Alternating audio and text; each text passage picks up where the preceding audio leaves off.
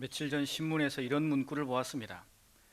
에어컨 필터는 청소하면서 팬은 왜 방치하십니까? 어느 한의원의 광고 문구였습니다만 이 문구 자체가 주는 충격은 강렬했습니다.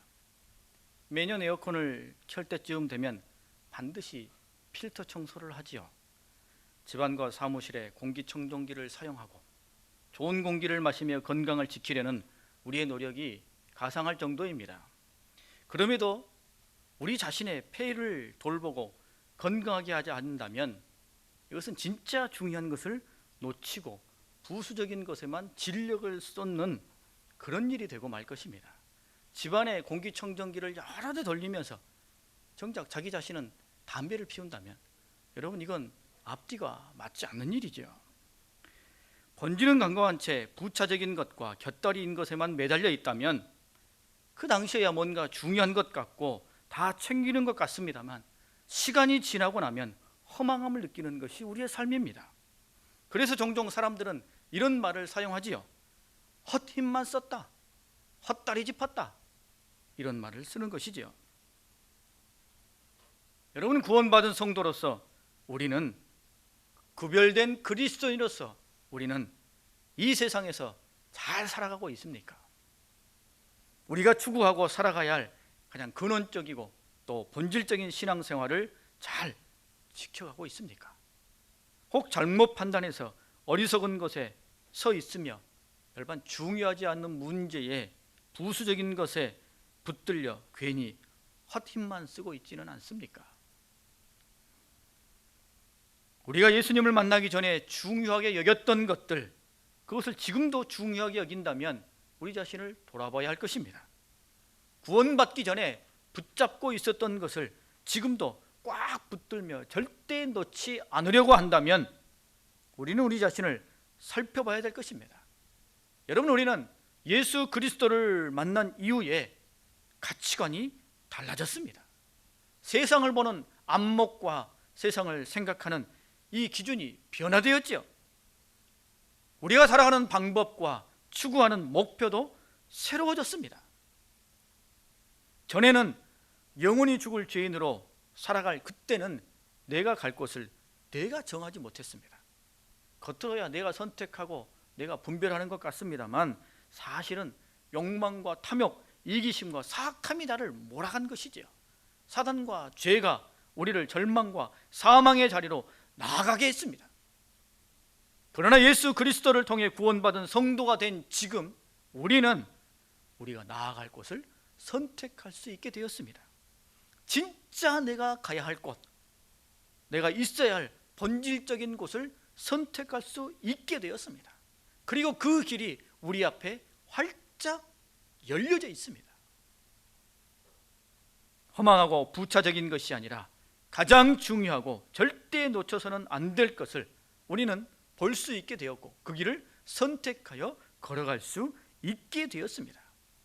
주님께서 우리에게 그 길을 친히 보여주시고 그리고 우리에게 그 길을 가라라고 말씀하십니다. 우리는 이제 주님 안에서 그런 삶을 살아가고 있지요. 그런 삶을 바라보며 꿈꾸며 우리의 믿음의 길을 걸어가고 있습니다. 이 세상에 두 다리를 딛고 살아갑니다만 우리의 궁극적인 삶은 먼저 그 나라와 그 의를 구하며 하나님의 나라인 푯대를 놓치지 아니하며 믿음의 경주를 달려가는 것입니다. 세상 사람들과 똑같은 삶을 살아가는 것 같습니다만 겉모양은 똑같아 보입니다만 그러나 내용은 다릅니다. 우리가 생각하고 추구하는 것은 다른 것이죠. 그래서 우리는 주님께서 우리에게 보여주신 내가 가야만 하는 곳, 내가 가야 할 곳, 지켜야 하는 삶의 모습, 신앙의 길을 잊지 말아야 하는 것입니다. 여전히 우리가 이 죄악된 세상 속에 살아가고 있기 때문입니다. 우리가 천국에서 살아간다면 우리의 신앙의 목표, 본질 이런 거 따질 이유가 없습니다. 그런 거 생각할 필요가 없지요.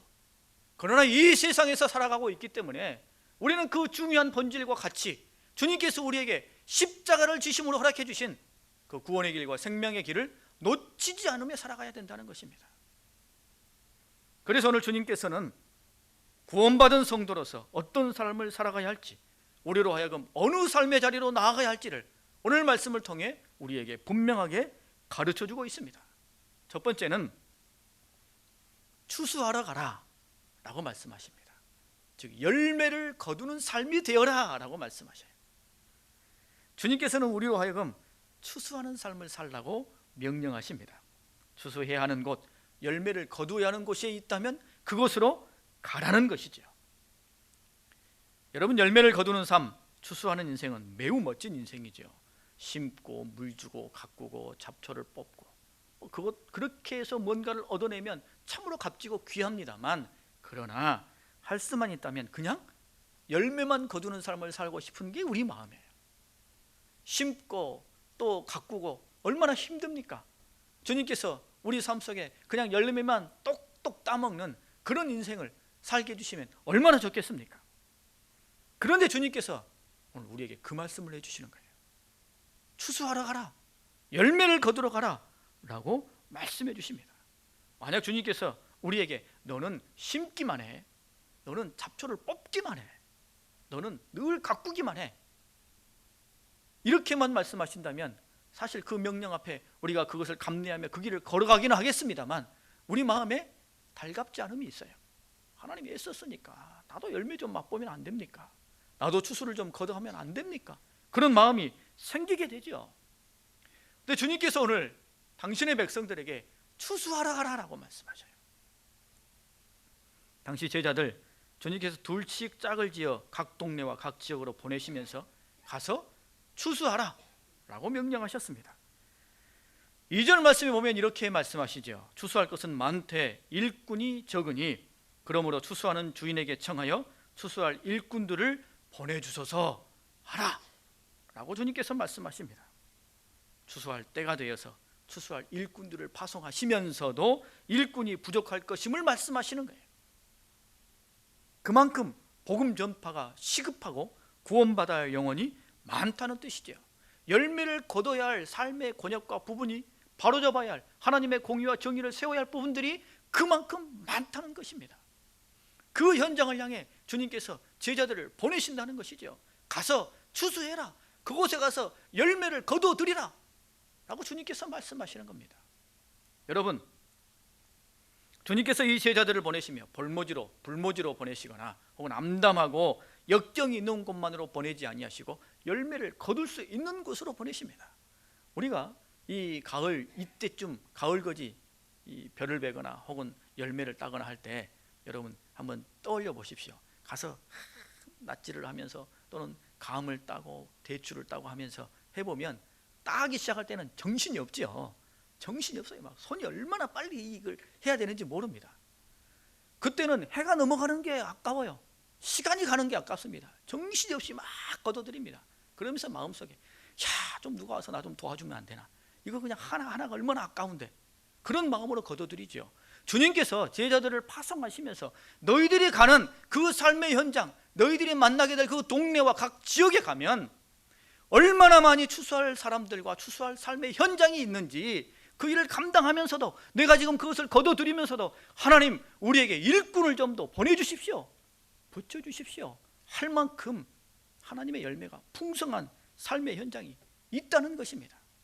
그래서 주님께서 오늘 우리에게 추수하라 라는 말씀은 나가야 추수할 수 있다는 뜻이에요. 가만히 있으면 누구를 구원할 수 있으며, 가만히 있으면 내 삶의 현장 어느 부분에서 하나님의 공의를 세우며 하나님의 살아 역사하심을 경험하며 누릴 수 있겠습니까? 나가야지요. 삶 속으로 뛰어들고 행동으로 실천하고 관계 속에 뛰어들어야 돼요. 문제 속에 뛰어들어야 됩니다. 나가야 추수할 수 있어요. 저 넓은 들판에 곡식이 익어가면 뭐합니까? 가만히 있으면 빈손이지요. 어떤 문제 앞에 아유 이렇게 해야 되는데 저렇게 해야 되는데 하나님 이렇게 역사해 주셔야 되는데 말만 하고 있으면 뭐합니까? 우리 머릿속에 천상을 꿈꾸면 뭐합니까? 그 삶의 현장에서 그렇게 살아가야 되는 거죠. 나가야 됩니다. 그러면 추수할 게 있어요. 열매를 거두게 되는 것입니다.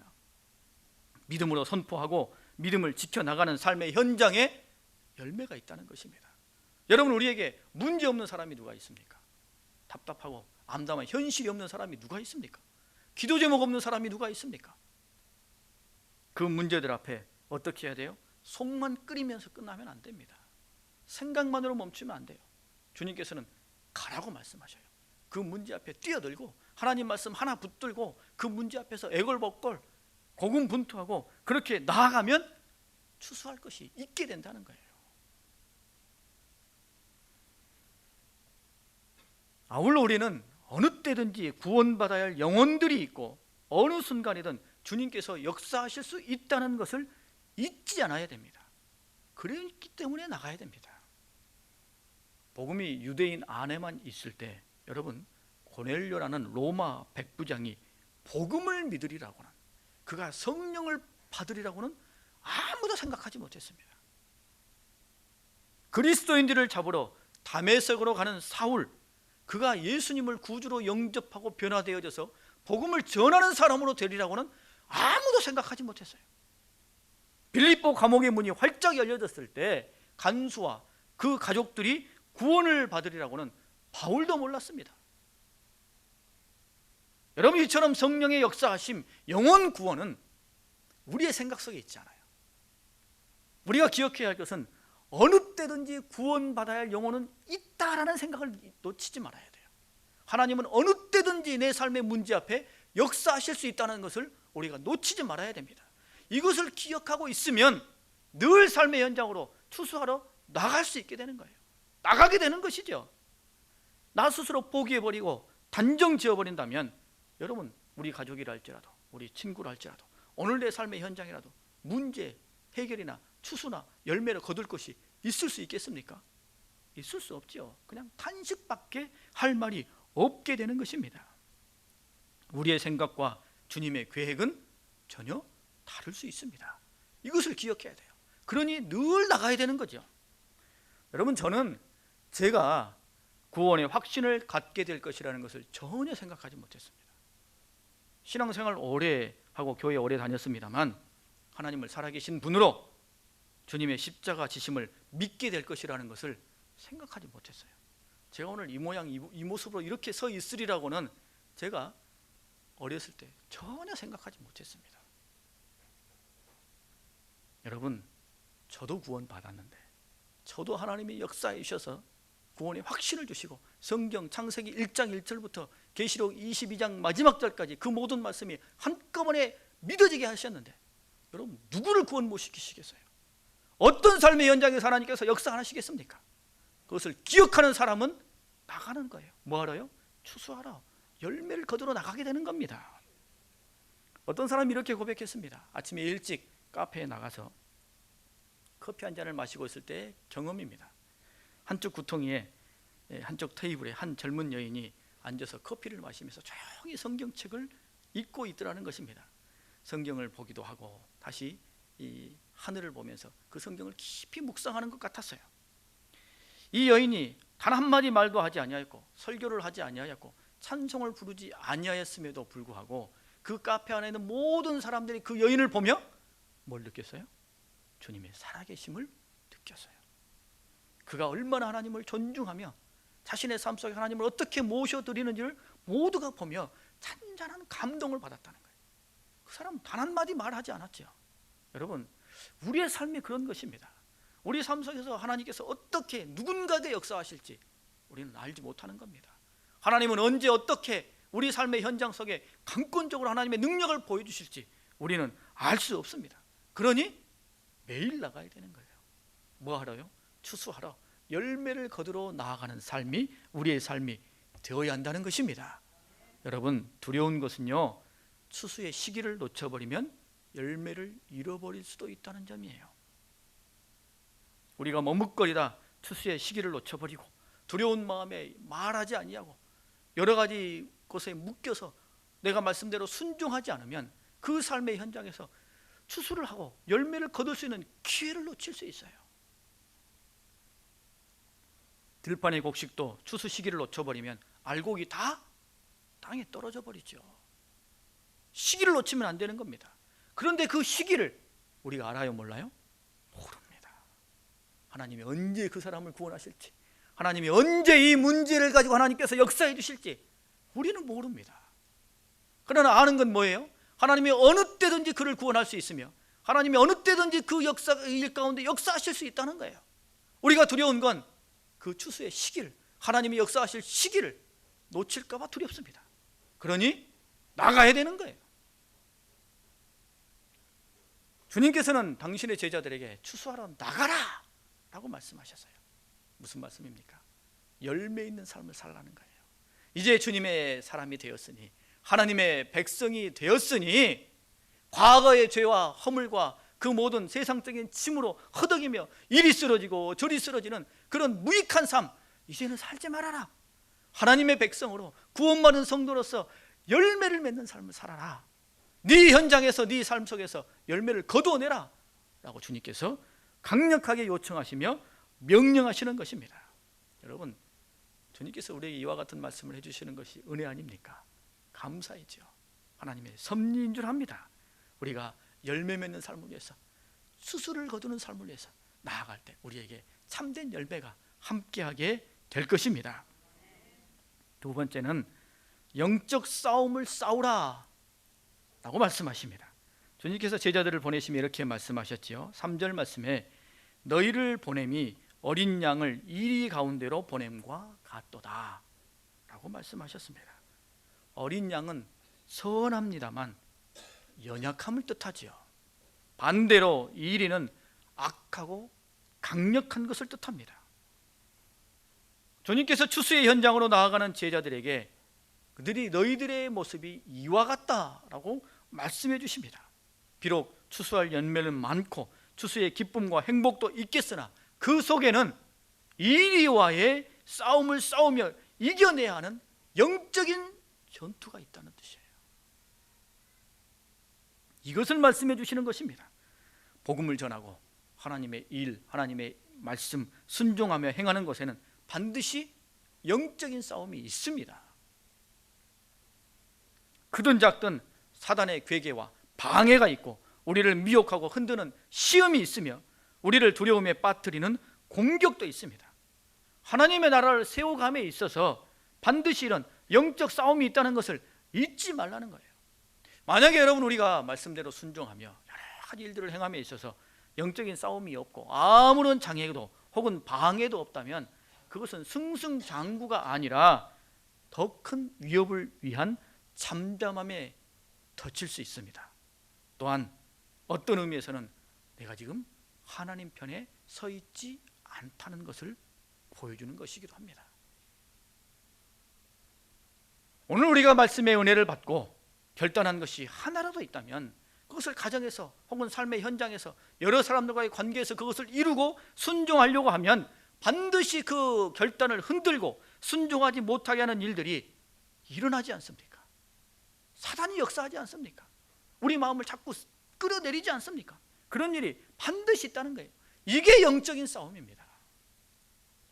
그래서 주님께서는 제자들에게 이리 가운데 보내는 것과 같다라고 말씀하신 것입니다. 그러나 여러분, 지나치게 낙심할 필요는 없습니다. 주님께서 제자들에게 양을 이리 가운데 보내는 것과 같다라고 말씀하시는 것은, 이렇게 미리 말씀해 주신 것은 누가 지켜주실 것을 의미합니까? 주님께서 지켜주실 것이다 라는 것을 그 속에 담고 있기 때문이에요. 그래서 미리 알려주시는 거예요. 너희들이 지금 가는 길은 마치 어린 양이 이리 뜰 속에 들어가는 것과 같다. 그러면서도 예수님께서 가라! 갈지어다! 라고 말씀하시는 것은 내가 너희를 지켜주리라 라고 말씀하시는 것이죠.